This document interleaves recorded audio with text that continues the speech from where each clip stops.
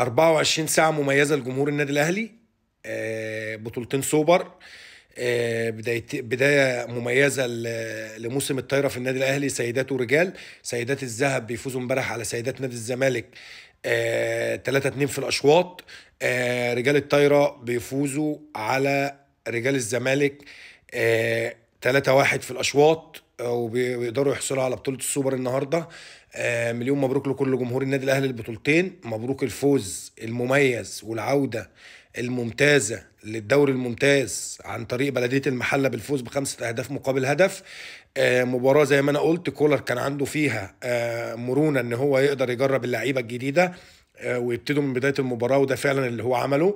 انا قلت كده قبل المباراه، عمر كمال عبد الواحد هو عوض بيه ناحيه الشمال علي معلول عشان يقدر يريح علي، وبعد كده لما اتصاب عبد المنعم قدر يعوض بيه محمد عبد المنعم لما لعب في مركز السيرد باك مكان محمد عبد المنعم بعد الاصابه. وسام ابو علي بدايه مميزه جدا مع النادي الاهلي، مش اوراق اعتماد، لسه مستني منه كتير، وهو فعلا لعيب. انا متاكد ان هو عنده كتير وعنده مرونه تكتيكيه، وبيقدر يضغط على الخصم لما بنعمل الضغط العالي بيضغط بشكل ايجابي جدا. بيقدر يضغط على الديفندرات، وبيقدر يضغط على المساكين بتوع الفرقه بشكل مميز وبشكل ايجابي.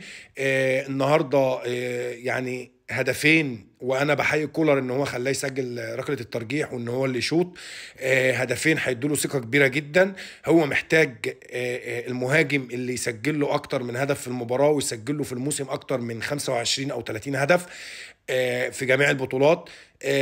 هو فعلا ده الفرود اللي الاهلي يستحقه، بس دي بداية مبشرة جدا لأسامة أبو علي. إن شاء الله هنشوف منه كتير، وهيكون له مستقبل كبير جدا، خاصة إن هو لاعب فلسطيني ومحسوب علينا إن هو بيلعب في بلده وبيلعب في وطنه، مش محسوب علينا لاعب أجنبي. فبالتالي مش هيكون مضايقنا في القايمة في أي حاجة.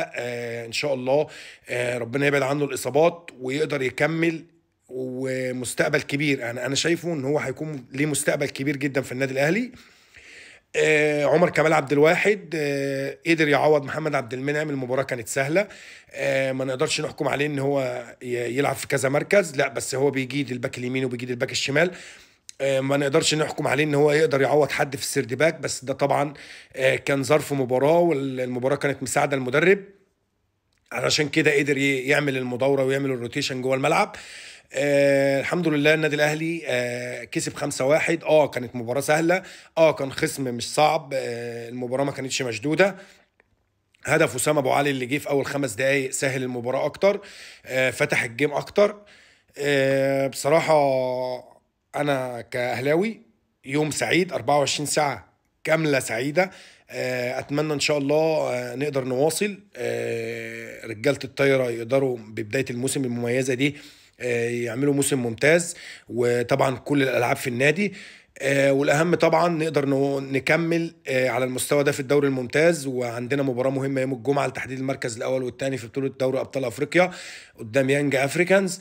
ان شاء الله نقدر نتفوق فيها وتكون مباراه مميزه. وبرضو كولر في المباراه اللي جايه ان شاء الله يوم الجمعه هنتكلم عليها قبلها ان شاء الله، هيكون عنده برضو مرونه ان هو يلعب الناس ويدي للناس اللي ما اخدتش. وان شاء الله من نجاح لنجاح للنادي الاهلي. ومليون مبروك لكل جمهور النادي الاهلي اللي حصل في ال 24 ساعه اللي فاتت. سلام.